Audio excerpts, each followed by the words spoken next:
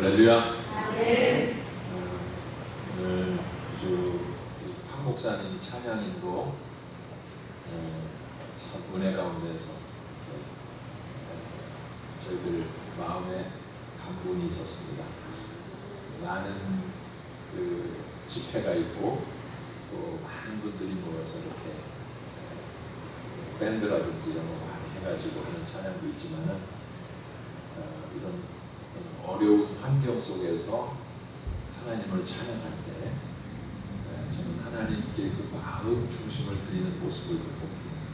그래서 하나님이 그 마음을 받으시는 그 확신을 갖게 됩니다. 오늘도 찬양과 기도를 통해서 하나님의 영광 받으시기를 믿습니다. 아멘. 또 말씀을 통해서 주의 은혜가 넘치기를 간절히 소망합니다. 아멘. 잠깐 기도하겠습니다. 하나님 아버지, 오늘 이 귀한 저녁에 저희들을 주께서 은혜의 봉상으로 인도하시고 기도의 제단을 쌓게 해주심을 감사드립니다. 아멘. 귀한 밤에 저희들을 찾아오셔서 주님 만나주시고 말씀해 주시기 원합니다. 성령의 권능으로 임하셔서 저희들의 모든 연약함을 주님께서 강하게 붙들어 주시고 또 질병이 치료되게 하시고 강건함을 회복하는 역사가 있게 하여 주시옵소서. 묶여있는 것이 노임받게 하시고 그리스도 예수 안에서 자유함을 얻게 하여 주시옵소서. 말씀이 임하는 곳에 주의 빛의 역사가 일어나고 어둠의 권세가 떠날 줄로 믿습니다. 악한 영의 권세가 떠날 줄로 믿습니다. 우리를 무기력하게 또는 무능력하게 만들려고 역사하는 모든 방해하는 세력들이 결박되고 떠날 줄로 믿습니다. 하나님 도와주시옵소서. 주의 천군 천사들을 불러 진을 쳐주시고 하나님 이 시간 조금도 틈타지 못하게 하여 주시옵소서. 하나님의 능력으로 충만하게 하셔서 하나님 아버지여 세상을 이기게 하시고 죄를 이기게 하시고 모든 온갖 욕심을 이기게 하시고 거룩하게 하시며 의롭게 하시며 하나님의 사랑 안에서의 삶을 살아갈 수 있도록 저희들을 축복하여 주시옵소서. 주의 종을 붙잡아 주시기 원합니다. 하나님의 말씀으로 온전히 선포할 수 있는 주의 종이 되도록 주의 종의 입술을 지켜 주시옵소서. 존귀하신 주 예수님의 이름으로 간절히 기도하옵나이다. 아멘. 할렐루야. 오늘 우리 총장님께서 말씀해 주신 것처럼 오늘 저는 여러분들과 같이 광야를 지나 가나안으로 라고는 제목으로 함께 은혜를 나누려고 합니다.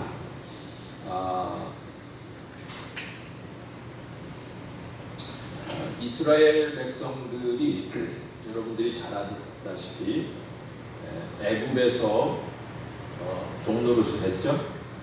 그런데 하나님께서 이스라엘 민족을 애굽에서 홍해 바다를 건너게 하면서 탈출을 시켜주신단 말이죠. 그런데 그곳이 바로 어디냐면 광야예요. 그렇죠? 이제 하나님께서는 이 광야라고 하는 것을 지나가게 하세요. 그래서 요단강을 건너면서 저희가 어디예요? 가나안으로 들어가게 하신단 말이에요. 그래서 광야를 반드시 지나가야 가나안이 있어요. 이 애굽에서 그냥 바로 가나안으로 가게 하셨으면 얼마나 좋았을까요? 그런 생각이 되죠? 왜 그런 생각이 듭니까? 광야는 사람이 살만한 곳이 못 되죠. 광야는 뱀이 있고 전갈이 있고 그곳은 양식을 얻을 수 있는 곳이 못 되고 그곳은 물도 얻어먹을 수가 없고 물도 없어요. 양식도 없어요. 사람이 살만한 곳이 아니에요. 광야는 시험의 장소입니다.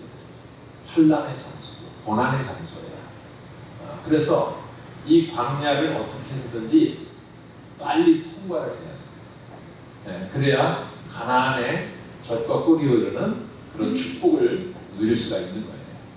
자, 그런데 사람들은 애굽에서 빨리 가나안에 그 축복을 누리고 싶어 하는데 하나님께서는 반드시 이 광야를 지나가게 하신다는 거죠. 여기에는 반드시 하나님이 뭔가 계획하신 게 있고 뜻하신 게 있기 때문이죠. 믿습니까? 그것을 오늘 이 밤에 저와 여러분들이 함께 말씀을 통해서 생각하는 것입니다.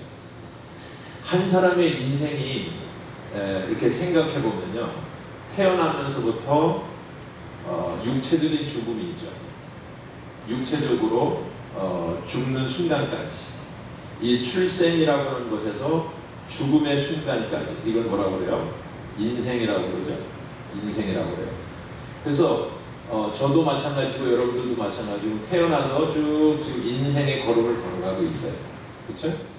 언젠가는 육체적인 죽음이 오는 날이 있겠죠. 그날은 아무도 몰라야지. 그런데 이렇게 인생을 살아가는 동안에 우리는 어떤 것을 경험하냐면 하나님의 구원을 경험하게 돼요. 저와 여러분들은 이미 예수님을 믿어서 구원받게 된 줄로 믿습니다. 그래서 우리가 구원받고 하나님의 자녀가 되는데, 그래서 구원받고 하나님의 자녀가 되면 그때부터 우리는 어떤 삶을 살아야 되냐면 천국의 삶을 살아야 돼요. 그렇죠? 예수 믿고 하나님의 자녀가 되었으면 천국 백성으로서의 삶을 살아야 된단 말이죠. 그런데 우리가 이 땅에서 사는 동안에 온전한 천국을 누리고 경험하느냐면 그렇지 못해요. 여전히 예수님을 믿고 구원받았으면서도 우리는 광야라고 하는 것을 여전히 체험할 때가 많이 있어요.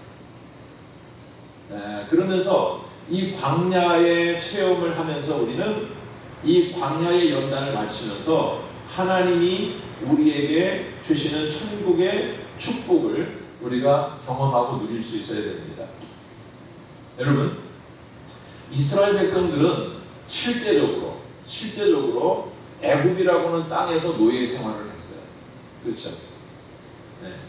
그리고 실제적으로 애굽에서 홍해바다를 건너면서 광야라고는 그 땅에서 40년 동안이나 그들은 말할 수 없는 그런 연단을 받았어요. 애굽하고 그 광야라고 하는 곳은 완전히 다른 곳입니다. 그리고 광야에서 40년 동안 연단받다가 수없이 많은 사람들이 그 땅에서 죽었고, 새로운 세대가 가나안으로 들어갑니다. 그렇죠? 이 가나안으로 들어가는 이곳이 뭐야? 요단강이고, 애굽에서 광야를 지나가려면 홍해바다를 건너가야 되잖아요. 그래서 홍해바다를 건너면서 광야가 왔고, 요단강을 건너면서 가나안으로 들어가는 거예요. 그러니까 이스라엘 백성들은 그들의 몸으로 애굽에서 태어난 사람들, 그리고 바다를 육지처럼 건너는 체험, 그리고 광야라고 하는 그 땅에서 말할 수 없이 많은 그런 고난도 겪고 환난도 당하고 시험도 받으면서 그 광야라고 하는 땅에 머물러 있었어요. 그러면서 하나님이 인도하시는 고름으로 가다 보니까 여호수아의 인도를 받아서 나중에는 가나안으로 들어가죠. 그런데 예수 믿는 성도들이, 저나 여러분들이 태어나면서부터 죽기까지 이스라엘 백성들처럼 그렇게 어떤 곳은 광야고, 어떤 곳은 애굽이고, 어떤 곳은 광야고, 어떤 곳은 천국이냐, 그렇지 않단 말이에요. 이곳은 실제적인 땅, 그렇죠?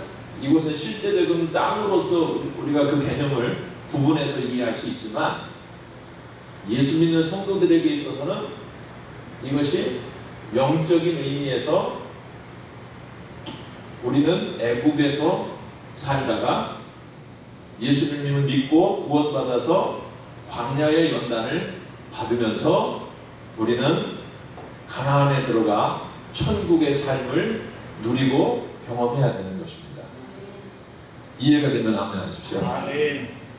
다시 말하면 지금 내가 살고 있는 곳이 대전인데 대전이 애국일 수도 있고, 대전이 광야일 수도 있고, 대전이 가나안일 수도 있는 거예요. 어떤 사람은 생각하기를 나는 여기 대전이 지금 지옥 같아. 에? 애국 같아. 애국. 내가 지금 살고 있는 이 대전이 애국 같아갖고 아주 그냥 너무 지옥처럼 살아 내가. 그러니까 하나님이 나를 이 애국에서 건져내시면은 어디 미국 뉴욕으로 가야 좀 되게 천국이 되려나? 에? 하나님께서 나를 어느 더 좋은 곳으로 보내주셔서 더 좋은 환경으로, 더 좋은 어떤 조건이 있는 곳으로, 그곳으로 하나님이 나를 인도해 주시면 그곳이 가나안이 되는 거라고 생각하는 사람들이 때로는 있어요. 저는 그런 생각은 결코 성경적이지 않다고 생각합니다. 여러분, 이스라엘 민족은 실제적인 땅에 거주하면서 애국에서 광야를 가고 광야에서 가나안으로 이렇게 지역을 옮겨가면서 그들은 하나님의 구원을 경험했고 주님의 인도하심을 경험했고 주님이 주시는 복을 경험했어요. 그러나 오늘날 우리들은 이런 애국과 광야와 가나안이라고 하는 것을 실제적인 땅의 개념으로 이해하면 안 되고 영적인 의미에서 이것을 이해해야 된단 말이에요. 믿으시면 아멘 하십시오. 굉장히 중요한 이야기예요. 지금 내가 살아가는 이 땅이 애국일 수도 있고 광야일 수도 있고 가나안일 수도 있단 말이에요. 문제는 뭐냐면 이 속에서 우리가 어떻게 애국 생활에서 탈출을 해서 구원을 얻을 것인가. 믿습니까? 그리고 이 땅에서 바로 지금 우리가 살아가는 이곳이 바로 광야와 같은데 이 광야와 같은 지금 이 순간 이 생활 속에서 하나님이 나를 어떻게 시험하고 어떻게 나를 연단하시고 어떻게 나를 낮추시고 어떻게 나를 하나님을 바라보게 하시는가, 그 훈련을 지금 이 광야에서 어떻게 하고 계시냐 말이죠. 그래서 이 훈련을 잘 마치게 될 때 우리는 요단강을 건너면서 천국 가나안의 그런 경험을 하는 것입니다. 할렐루야.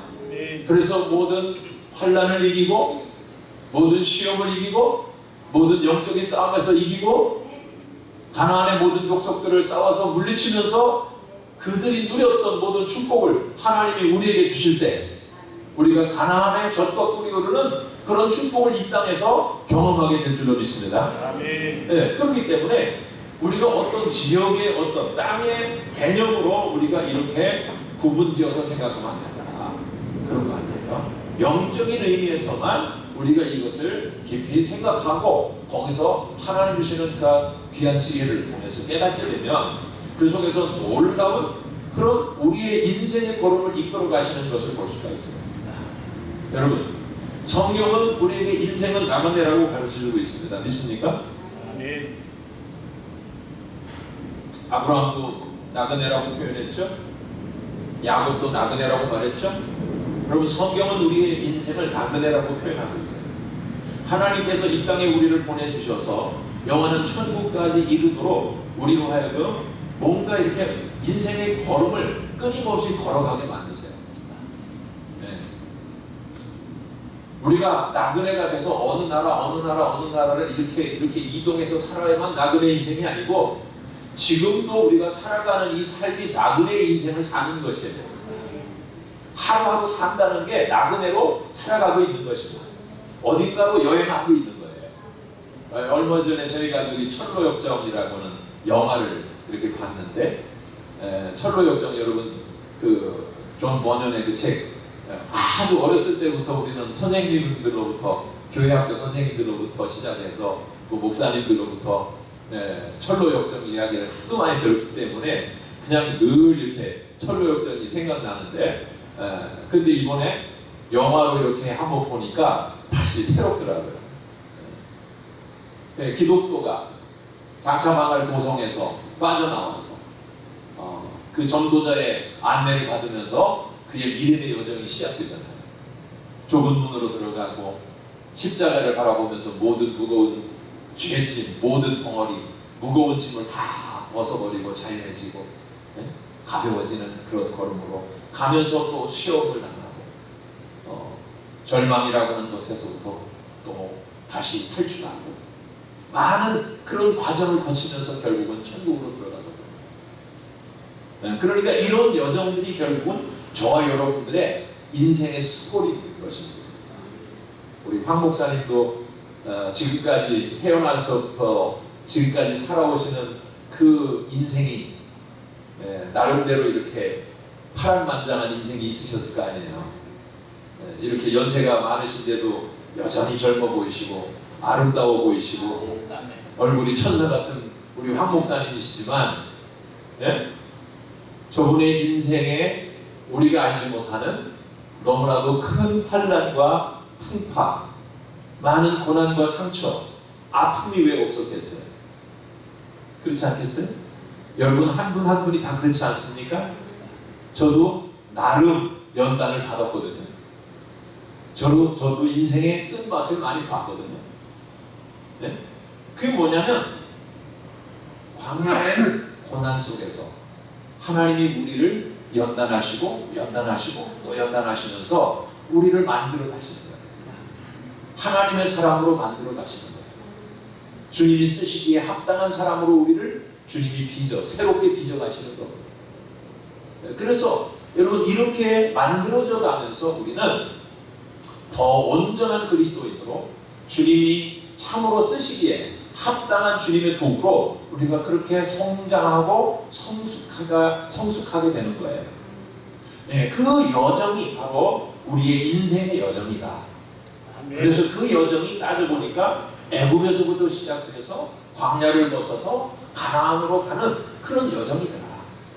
이 모든 여정이 맞춰지게 되면 주님은 저와 여러분들을 이 땅에서 불러 가실 겁니다. 아멘. 그때 우리는 아멘 할렐루야 하고 하나님의 부르심을 받으면요 우리가 영원한 천국에 정말 들어가서 그 천국의 영광과 축복을 누리게 되는 줄로 믿습니다.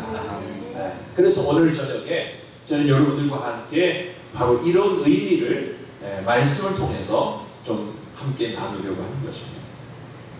그러면 두 번째로 광야라고 하는 것은 어떤 곳입니까? 여러분 광야라고 하는 것은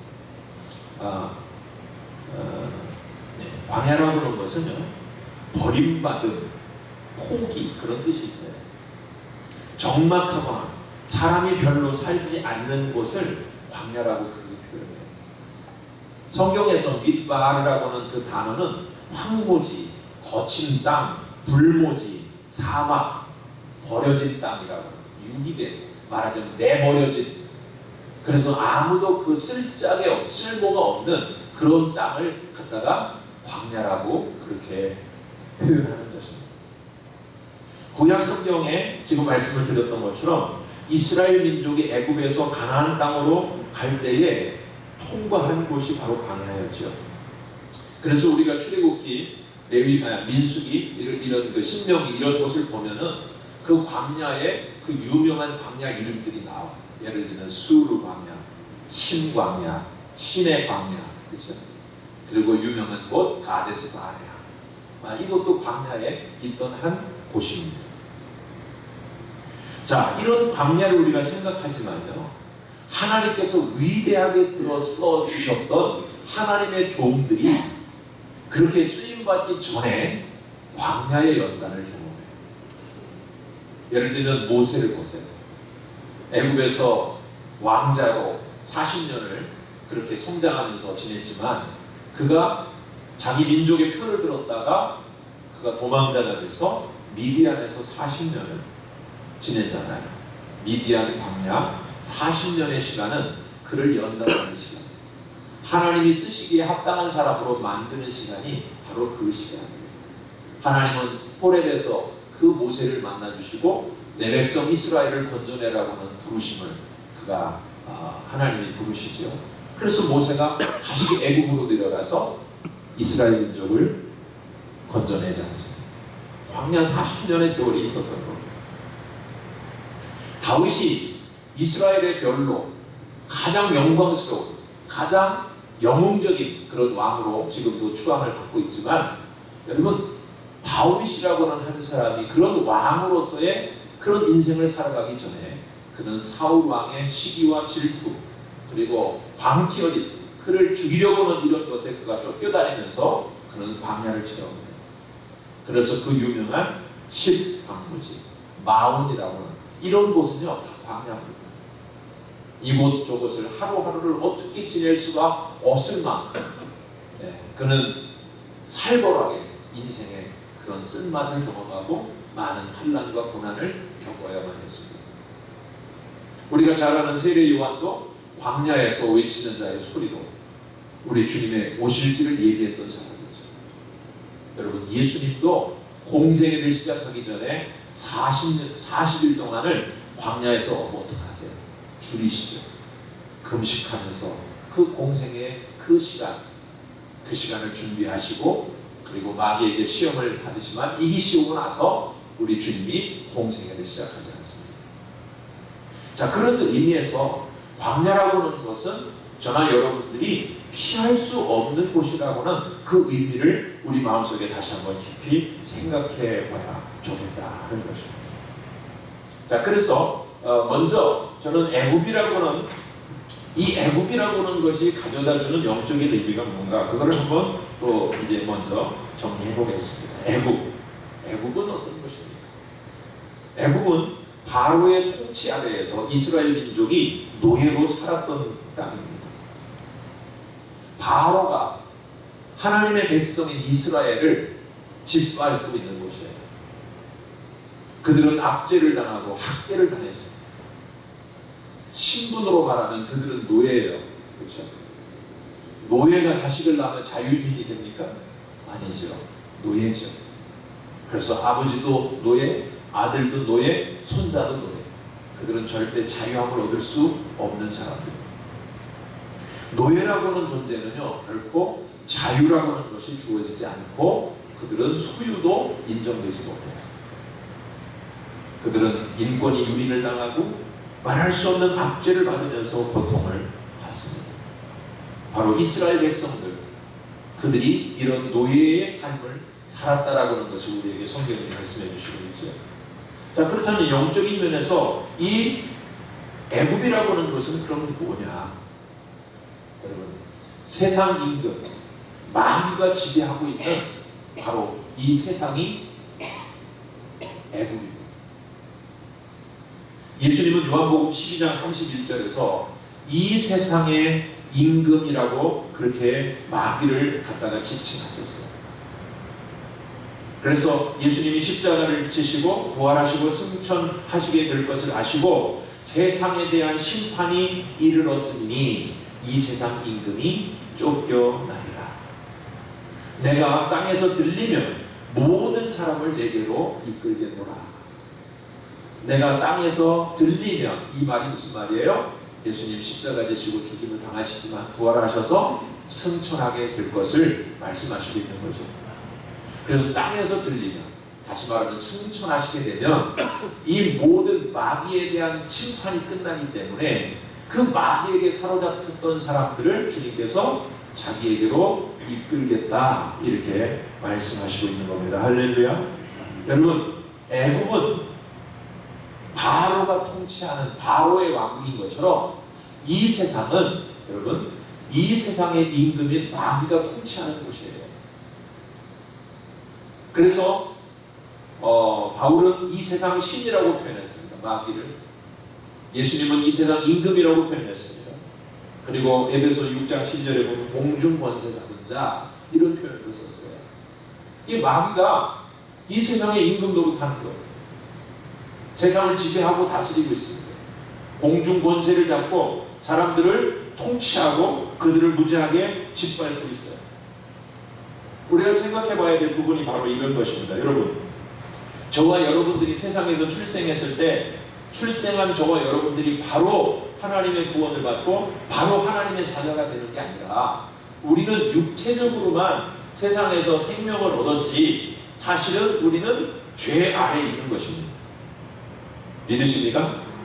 믿으시기 바랍니다. 아멘. 저와 여러분들이 육체적으로 세상에 태어났을 때 우리는 아담의 죄 가운데에서 그 저주를 받았던 그 영향력을 우리는 그대로 받고 있는 겁니다. 그래서 우리도 여전히 죄인이고 여전히 죄 아래 있고 마귀의 지배 아래 있을 수밖에 없는 거예요. 그래서 우리는 저주가 우리에게 있는 것입니다. 우리가 육체적인 생명을 가지고 태어났을지라도 우리가 죽잖아요. 우리가 육체적으로 죽을 수밖에 없잖아요. 그것은 뭡니까? 우리가 이미 저주 아래 있다는 것을 보여주고, 그리고 영적으로는 우리가 아직 영원한 생명이 우리 안에 있지 않아요. 육체적인 생명만 있을 뿐이에요. 그리고 우리는 죄와 저주와 사망 아래 이렇게 살아가는 인생을 시작하게 되는 것입니다. 바로 그것을 성경은 우리에게 뭐라고 이야기하고 있는가? 이사야 9장 2절 4절 등등에 있는 말씀들을 보면은 그것을 뭐라고 표현했느냐면 흑암 아래에서 행하던 백성, 사망의 그늘진 땅에서 거주하는 사람들, 이렇게 표현했습니다. 여러분 잘 보십시오.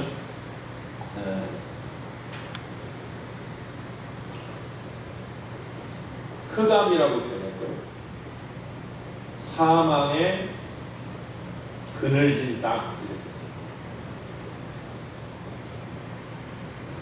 지금 애굽이라고는 것을 영적으로 표현할 때 흑암의 그 깜깜한 흑암 속에 있는 상태를 표현합니다. 무슨 말인지 이해하시죠? 세상은 밤낮으로 늘 어둠과 빛이 교차하게 돼 있어요. 그렇잖아요. 낮에는 태양이 주관하고 밤에는 어둠이 주관하잖아요. 그것은 자연세계, 물리적인 세계예요. 그러나 영적으로는 세상은 애국과 같고 흑암의 땅이에요.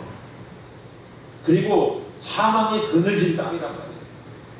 그래서 세상의 사람들이 살아가는 동안에 온갖 어둠의 세력에 의해서 죄악에 끌려서 유혹을 받고 죄를 짓고 악을 행하고 온갖 어둠의 세력에 빠져서 사람들이 이렇게 슬퍼하고 탄식하고 절망하고, 그리고 육체적으로는 질병 아래 있고 마음으로는 상처를 받고 온갖 영적으로 억눌리고 고통을 받는 이 모든 것들이 다 흑암의 권세 아래 있기 때문에 그래요.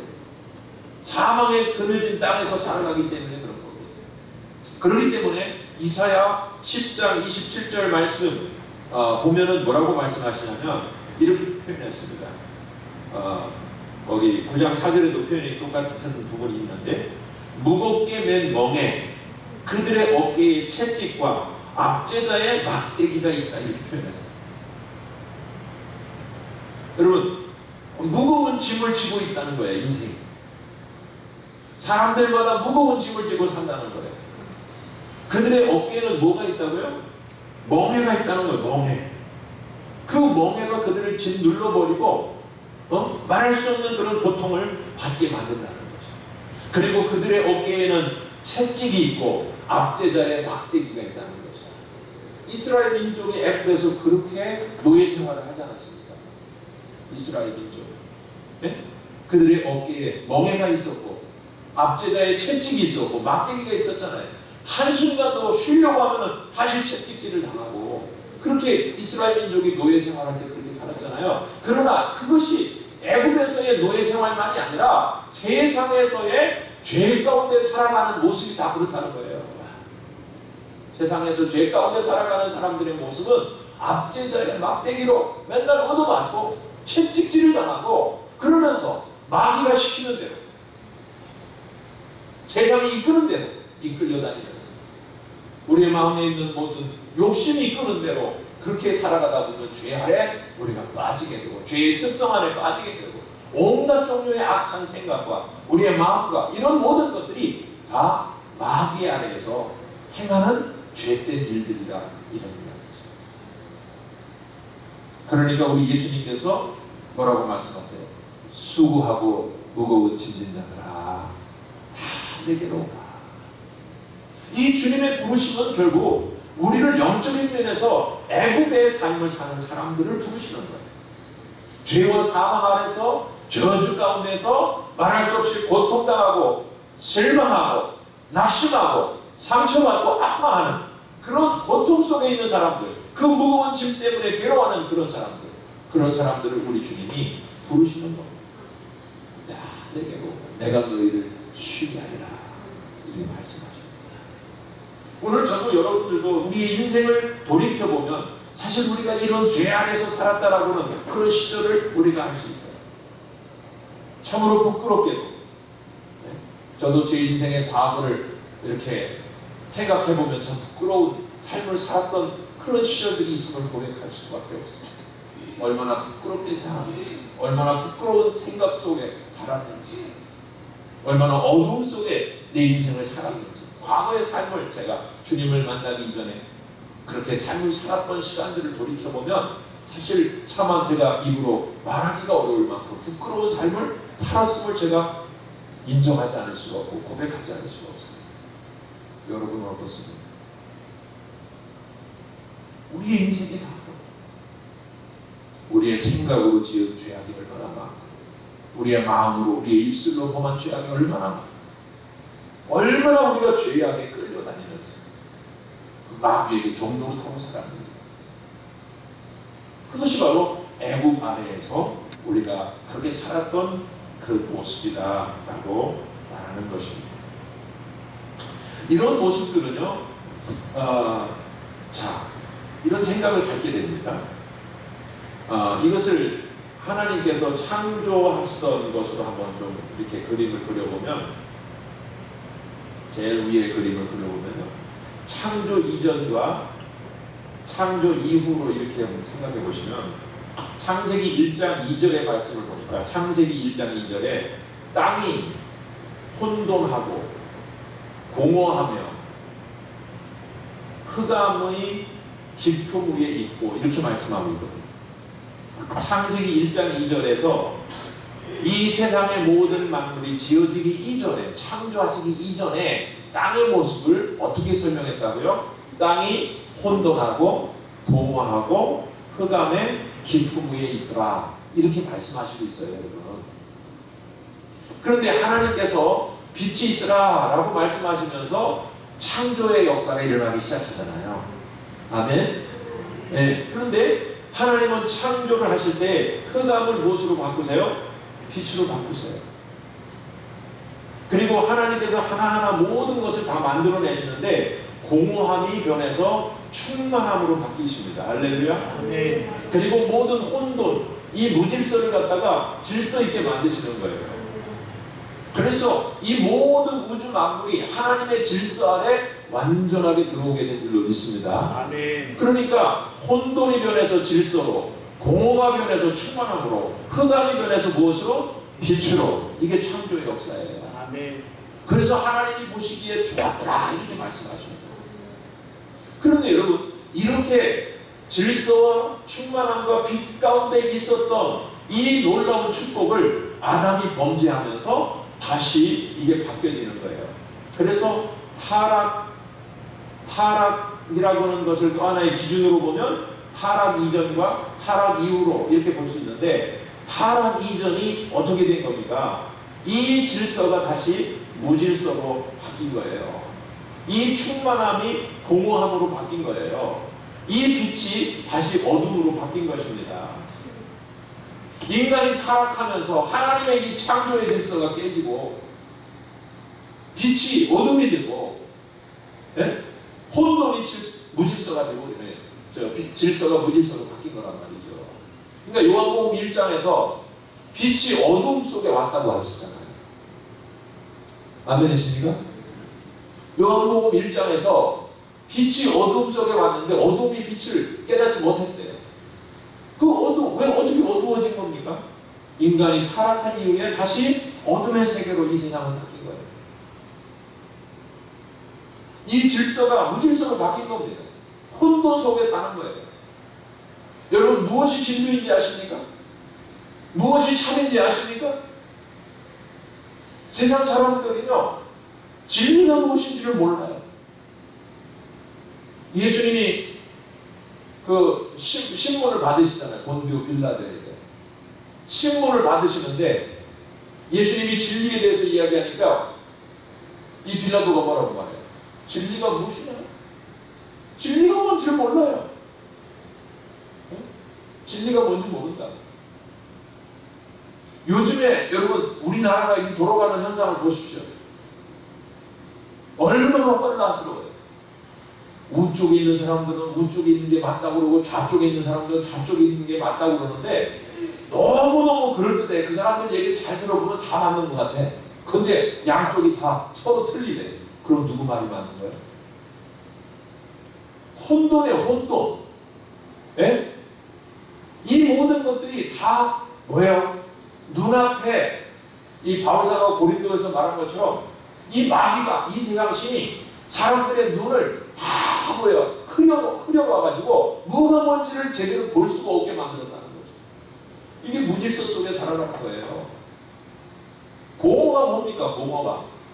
예? 여러분 평생을 세상에서 열심히 살고 땀 흘려 살고 막 죽을 똥 살 똥 모르게 살았는데 돌아보니까 아무것도 남는 게 없어. 아무것도 내 마음속에 내가 뭔가를 정말 보람되게 의미있게 참되게 살았다라고는 그런 느낌이 없이 이 속이 다 텅텅 빈 것처럼 느껴지는 그 공허함이 있습니다. 그렇지 않습니까?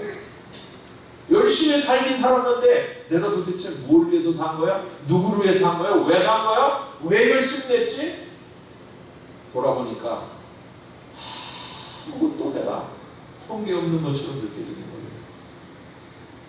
이 허탈감, 이 공감, 이거 도대체 어디서 오는 거예요?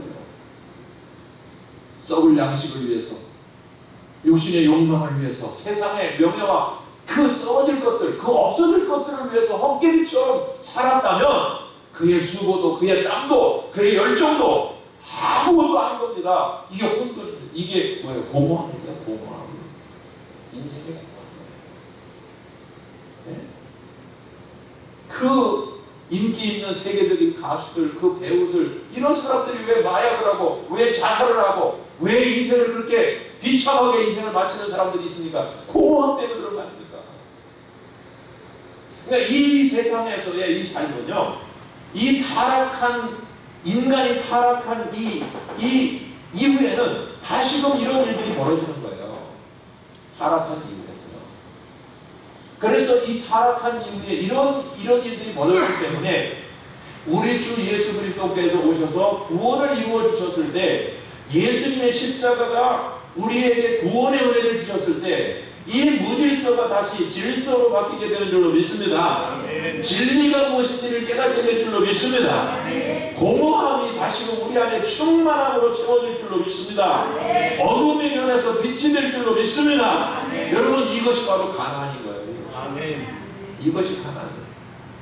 하나님 주시는 이런 진정한 질서, 진리의 말씀 안에서 주님이 주시는 하나님의 나라의 것으로, 하나님의 영원한 생명의 것으로, 믿습니까? 하늘의 영광된 것으로 채워줄 때 비로소 우리의 마음에 충만함이 느껴지는 겁니다.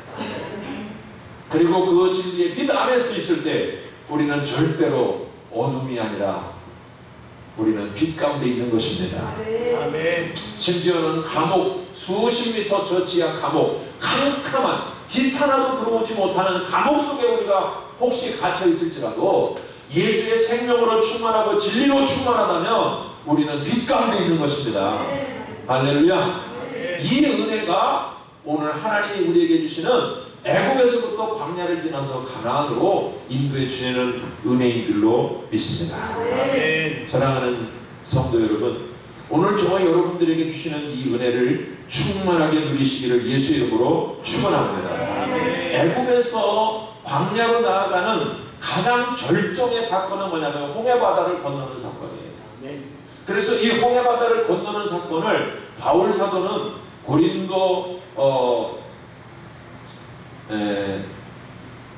고린도전서에서 뭐라고 표현했냐면, 고린도전서 10장 2절, 고린도전서 10장 2절에서 뭐라고 표현했냐면 홍해바다를 건너는 사건을 세례받는 것이라고 말했어요. 홍해바다를 건너는 사건. 우리가 구름 아래에서 세례를 받았다. 네? 여러분, 바다를 육지처럼 건너는 사건이 있었던 거죠. 하나님이 그 홍해 바다를 갈라내셔서 그 땅을 육지처럼 만드셔서 이스라엘 백성들이 그동안 그 땅을 지나갔잖아요. 그런데 그 이스라엘 민족이 그때의 그 바다를 건넌 사건을 바울은 세례를 받은 사건으로 그렇게 말씀하시고 있어요. 이 세례라고 하는 것이 뭡니까? 세례라고 하는 것은요, 내 모든 죄 사함을 위해서 예수님이 십자가를 짊어지시고 예수님이 십자가에서 죽으셨을 때 예수님만 돌아가신 게 아니라 나도 예수님과 함께 죽을 것입니다. 아멘. 아멘. 세례의 사건은 내가 죄인인 것을 인정할 뿐만 아니라 그 예수님이 나의 죄인된 이 죄 때문에 예수님이 나의 모든 죄를 짊어지시고 십자가에 달려 돌아가시는데 예수님만 돌아간 게 아니에요. 내 죄를 짊어지시고 돌아가셨으니까 나도 죽은 거예요. 아멘. 아멘. 예수님의 죽음이 내 죽음인 거예요. 아멘. 그러니까 세례라고 하는 것은요, 나의 옛사람이 함께 죽는 거예요. 아멘. 그리고 그 물에서 다시 나올 때, 그 홍해바다를 건넜을 때 이스라엘 민족은 더 이상 노예가 아니라 바로의 사람이 아니라 이제는 하나님의 사람으로 새롭게 거듭나는 것입니다. 아멘. 할렐루야. 그래서 우리가 옛사람이 예수님의 십자가와 함께 죽었다면 이제는 우리가 부활하신 예수님의 생명으로 거듭나게 하시고 우리로 새 생명을 얻게 하시고 새로운 피조물이 되게 하시고, 그래서 우리는 이제는 예수님과 함께 새 사람으로서 새롭게 살아가는 존재가 될 줄로 믿습니다. 이게 바로 애굽에서 광야를 지나가는 사건이에요. 애굽에서 광야로 지나가는 사건. 이것은 우리가 완전히 거듭나는 사건이고 우리가 새롭게 태어나는 사건이고 이전 사람은 예수님의 십자가와 함께 못 박아 죽여버리는 사건이고, 아멘. 이제는 우리가 성령 안에서 그리스도와의 사람으로 그리스도와 함께 사는 존재가 되는 것입니다. 할렐루야. 아멘. 이 놀라운 은혜가 애굽에서부터 광야로 넘어오는 과정에서 일어나는 사건입니다. 우리가 이것을 반드시 기억하시기를 축복합니다. 아멘. 자, 그렇다면은 이제 문제는 무엇이냐면 이렇게 광야에서의 새로운 삶을 우리가 살게 되었는데, 여러분, 이 광야에서 우리가 주님을 잘 믿고 따라가야 되지 않겠습니까? 하나님이 우리를 애굽에서 노예 생활을 하던 우리가 이제 더 이상 노예가 아니라 자유인이 됐잖아요. 그렇죠? 자유한 백성이 됐잖아요. 이제는 더 이상 바로의 백성이 아니라 하나님의 백성이 된 거 아닙니까?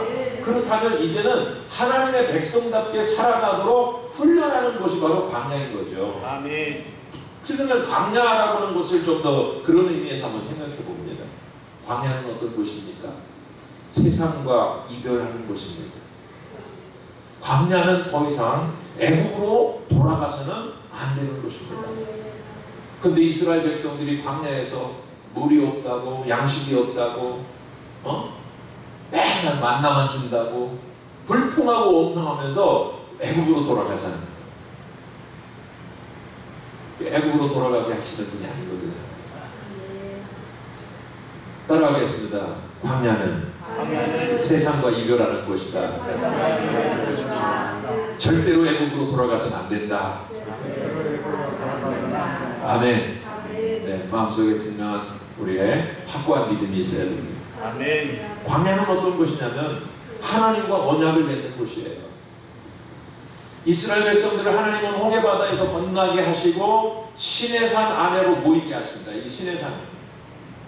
그리고 이 시내산에 하나님 강림하시면서 그 영광 가운데 하나님께서 주의 백성 이스라엘 백성들에게 하나님께서 말씀, 뭐예요? 율법을 주시고 율법을 갖다가 뭐 여러 가지 표현했습니다. 규례, 법도, 율례, 명령, 뭐 이런 여러 가지 말씀을 주셨는데 이걸 한마디로 율법이라고 말이죠. 하나님께서 이스라엘 백성들을 시내산에서 율법을 주시고 그 율법을 지켜 행하라. 너희가 내 백성이려면 내 법을 지켜라 그 말이죠.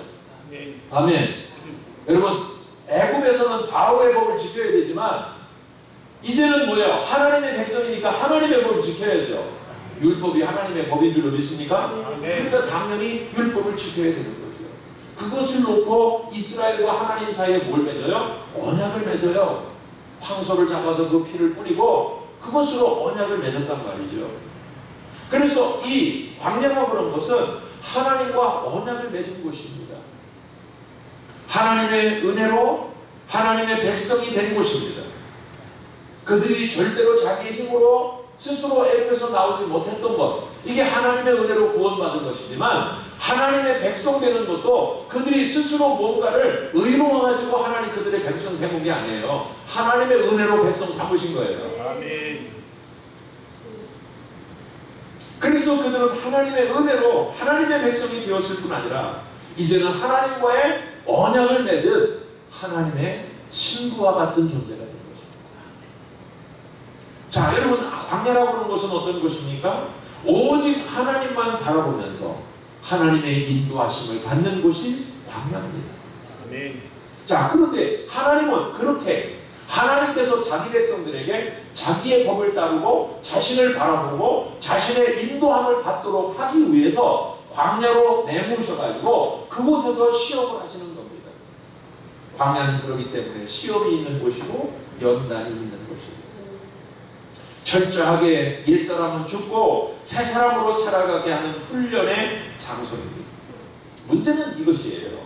조금 전에 말씀을 드렸지만 애굽에서 이렇게 탈출을 해서 그들이 광야에 왔을 때 이 광야에 와서 그들의 생각, 그들의 감정, 그들의 의지가 완전히 바뀌어져 가지고 새로운 생각, 새로운 감정, 새로운 의지로 완전하게 새롭게 변화돼야 되는데 그게 안 바뀐 거예요. 여전히 노예 근성으로, 여전히 그들은 육신의 정과 욕심으로, 여전히 세상에서 광야가 사람이 살 곳이 못 된다고 그랬죠. 그러니까 물이 없으면 목마르다고 불평하고 원망하고, 배고프면 배고프다고 소리를 지르고, 만나를 맨날 내려주셔도 맛이 없다고 타박하고, 이게 뭐냐면 이 생각이 안 바뀐 거예요. 사고방식이 바뀌지 않은 겁니다. 그들은 여전히 육신의 정과 욕심에 매여서 그곳에 노예 생활을 하고 있는 겁니다. 육체적으로는 자유해졌는데 아직 정신의 상태가 자유하지 않은 거예요. 이게 바로 하나님이 광야에서 연단하시는 이유입니다. 하나님은 그곳에서 먹을 걸 주십니다. 마실 걸 주십니다. 그들을 친히 보호하십니다. 하나님께서 그들의 모든 삶을 지켜주시고 보호하시고 인도하시는 거예요. 그런데 그들은 그런 곳에서도 여전히 뭐예요? 육신의 생각, 교만한 마음, 불평, 원망, 음란, 시기, 질투, 이런 것들을 여전히 버리지 못하는 겁니다. 그러니까 하나님 거기서 다 그거 버리라는 것이죠. 그거 다 내버리라는 거죠. 그래서 광야는 어떤 곳이냐? 나의 옛사람은 죽고 날마다 새 사람으로 사는 훈련의 장소다. 광야는 어떤 곳이다? 나를 단련하시고 내 자아가 죽는 곳이다. 사랑하는 여러분, 그래서 우리가 광야 생활을 하는 거예요. 예수 믿으면 복 받는다는데, 예수 믿으면 모든 게 잘 된다는데, 왜 나의 가정, 우리 가정은 열심히 교회 다니고 열심히 기도 생활하고 열심히 봉사도 하고 주일 성수도 잘하는데 왜 이렇게 어려울까? 왜 이렇게 시험이 끝나지 않을까? 왜 이렇게 연단이, 왜 이렇게 괴로움이 많을까? 여러분, 우리의 속사람을 변화시키고 우리의 심령을 새롭게 하셔서 옛사람을 날마다 죽이기를 원하시고 옛사람으로 사는 것 더 이상 주님이 용납하지 않으시는 거예요. 그것 때문에 우리 주님이 십자가를 지었는데 또 주님 십자가를 지셔야 됩니까? 아니잖아요. 그러니까 그 광야에다가 놓으시고 계속 돌리시는 거야. 계속. 이 광야가 여러분 애굽에서 가나안까지 가는 길이 결코 멀어서 여러분 40년을 그들이 거기 있던 게 아니잖아요. 불과 보름이면 그 광야를 통과할 수 있었어요. 그 왜 40년이나 곳에서 여러분 그곳을 지내야 됩니다. 나를 죽이시기 위해서, 나를 철저하게 부인하게 하기 위해서, 나는 죽고 그리스도로 살아가게 만드시기 위해서. 아멘. 그러니까 오늘 본문에서 계속 말씀하시는 게 뭐예요? 너를 낮추시고, 계속 여기 신명기에서 말씀하시는 것을 보세요. 너를 낮추시고 너를 시험하사, 너를 낮추시며 너를 줄이게 하시며. 왜 주님이 그러셨다는 거예요? 주님께서요 이렇게 우리를 낮추시고 우리를 시험하시고 우리를 줄이게 하시는 이유가 뭐냐면 하나님만 바라보고 살라는 겁니다. 아멘. 그래서 그 대신에 이렇게 주님은 우리의 삶을 팍팍하게 고통스럽게 만드시기도 하셨지만 그 대신에 이 광야 속에서 주님은 우리의 먹고 마시고 살아가는 모든 것을 책임져 주시고 아멘. 날마다 만나를 먹이시잖아요. 아멘. 날마다 이른 아침에 이스라엘 사람들이 나가면 다 먹을 게 준비되어 있잖아요. 이 얼마나 엄청난 기적입니까? 아멘. 예? 반석을 쳐서 생수를 터뜨리게 하시고 그걸 마시게 하지 않습니까? 이 얼마나 기적이에요. 어떻게 반석, 바위에서 물이 솟아나와요. 어떻게. 그 반석이 예수 그리스도 아닙니까? 여러분 이런 하나님의 기적을 경험하게 하신단 말이에요. 그 광야에서 이스라엘 사람들이 입었던 옷이 헤어지지 않았대요. 그들의 발이 부르지 않았답니다.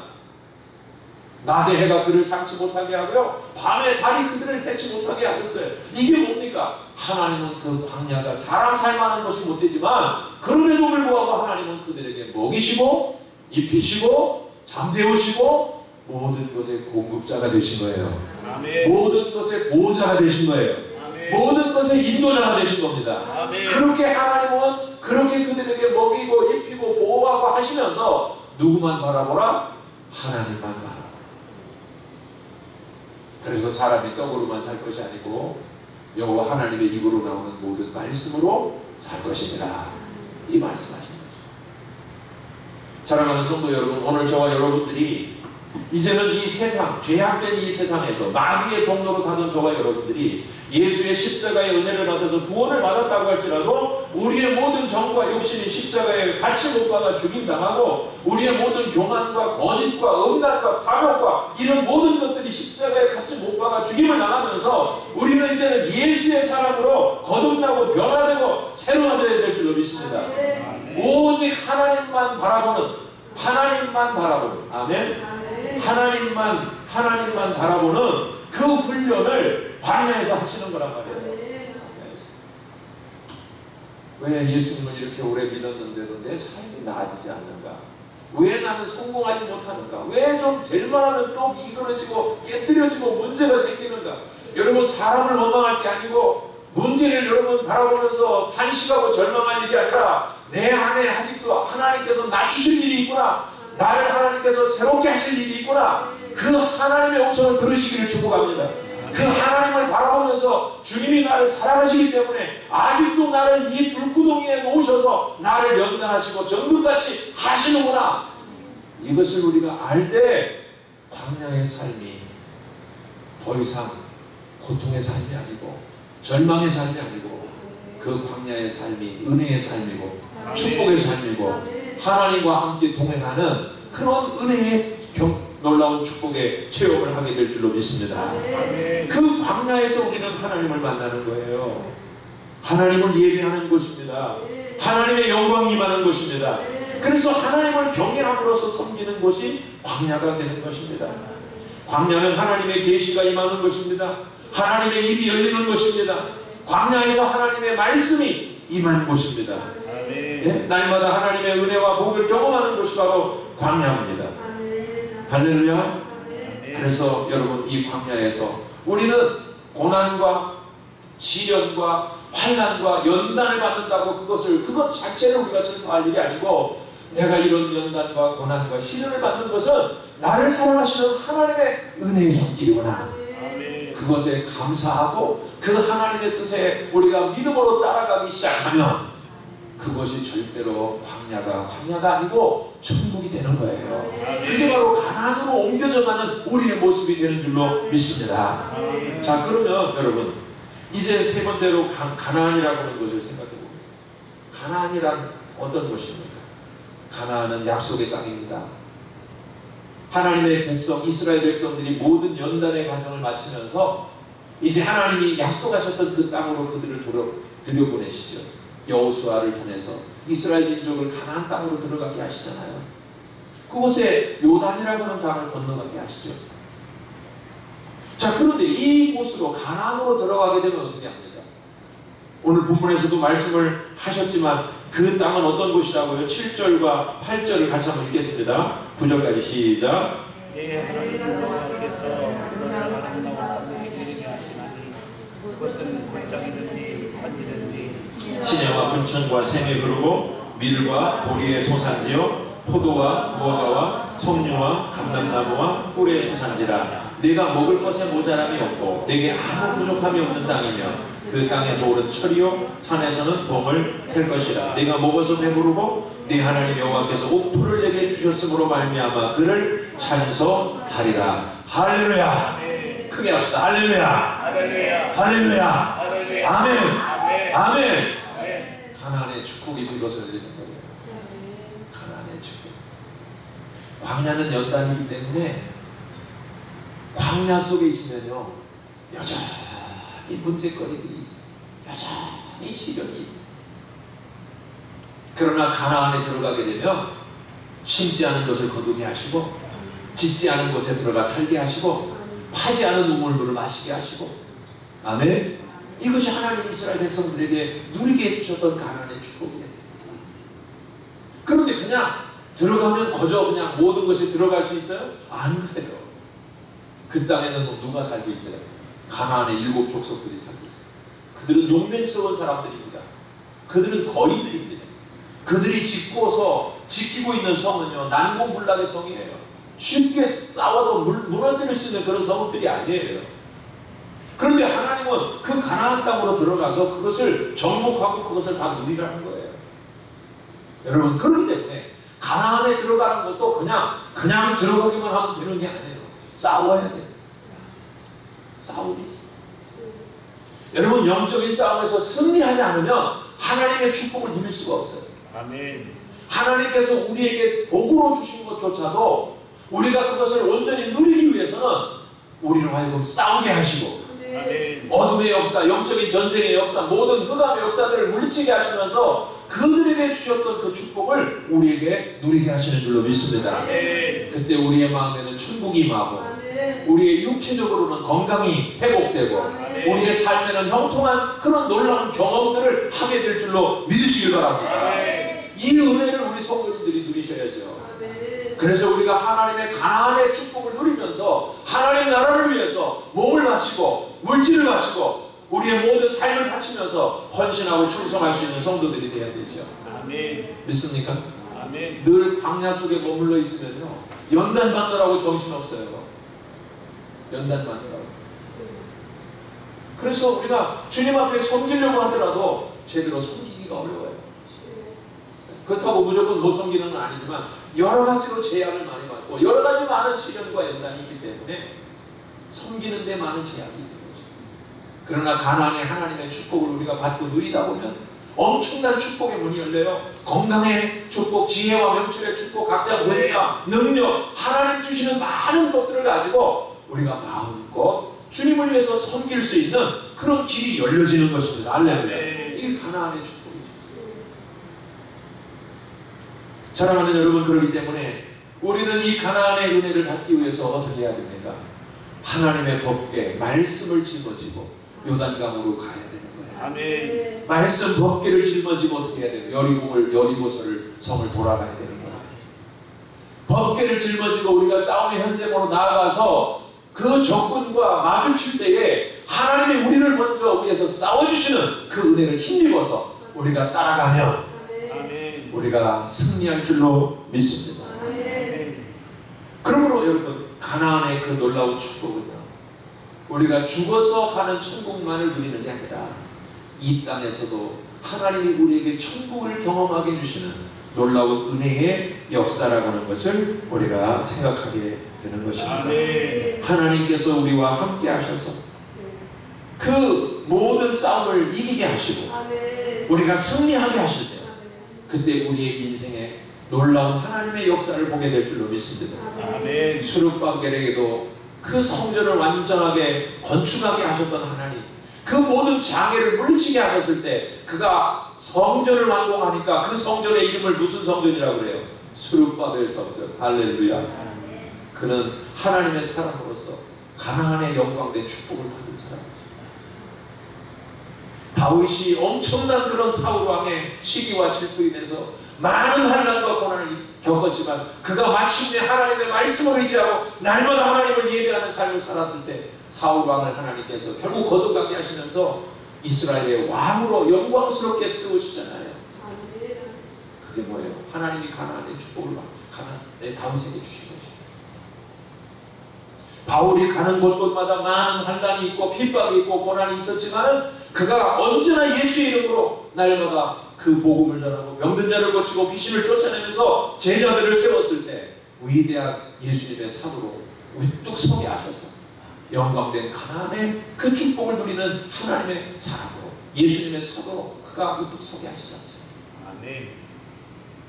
오늘 저와 여러분들은 하나님께서 주시는 가나안의 축복이 무엇입니까? 그 영광스럽게 하나님이 우리에게 베풀어 주시고자 하는 그 가나안의 그 약속은 무엇입니까?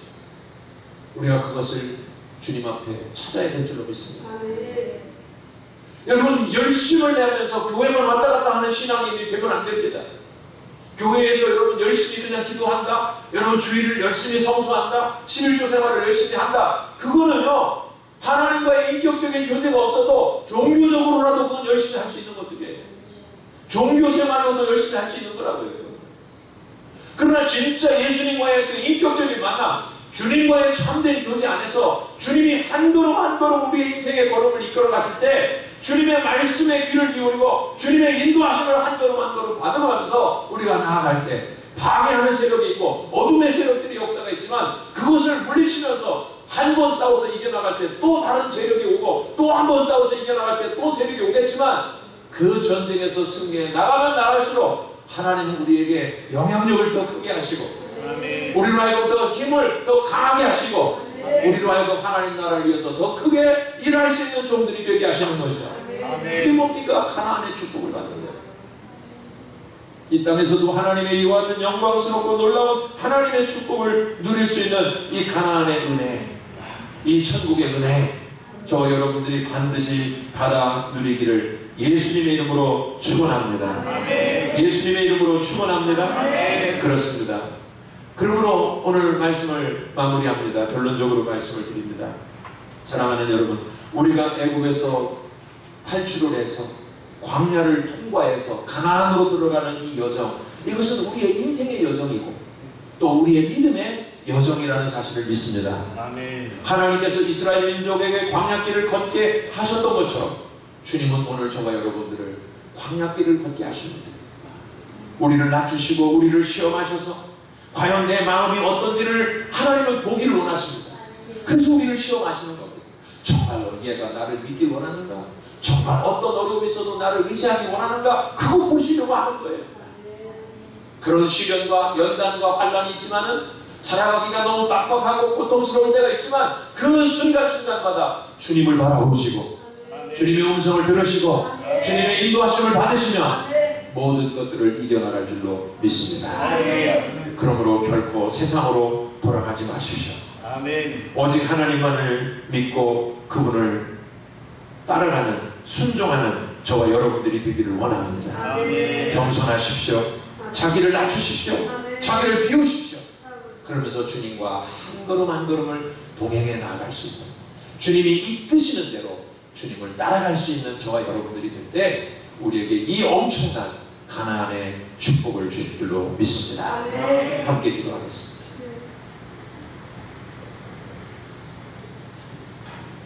은혜로우신 하나님, 광야의 시험을 통과하게 하시고 가나안으로 온전히 들어가게 하시는 이 귀한 축복을 우리 사랑하는 성도님들이 다 받기를 원합니다. 다 누리기를 원합니다. 아멘. 하나님 아버지여 도와주시옵소서. 아멘. 역사해 주시옵소서. 아멘. 우리 하나님께서 친히 이끌어 주시기를 원합니다.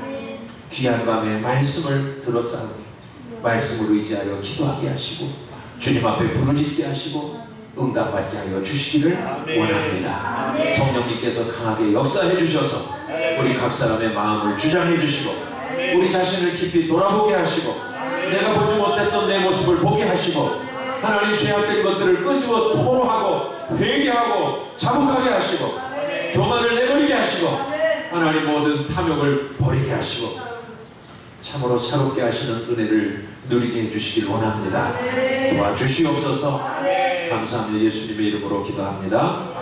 다시 한번 우리 통성으로 간절한 마음으로 기도하겠습니다. 찬송가 좀 이렇게 좀 찬송가 좀 틀어주시기 바라고요.